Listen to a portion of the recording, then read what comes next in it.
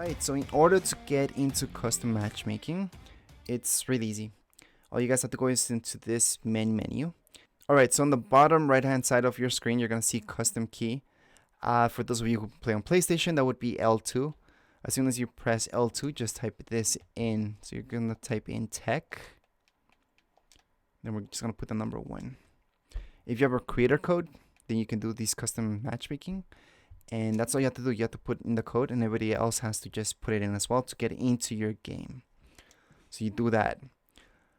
Before anything else, before you proceed with anything else, just make sure whatever you're on makes sense. So in this case, go into your settings and make sure that you are in fact in whatever region is fastest for you.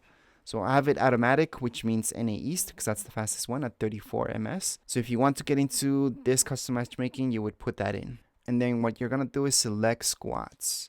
Make sure it's fill, and then start the game. As soon as I see on my screen start match, it means it's going to work.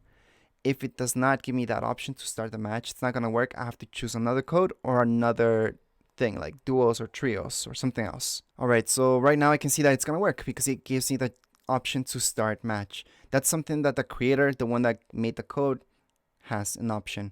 Everybody else will just get in the game with the code itself.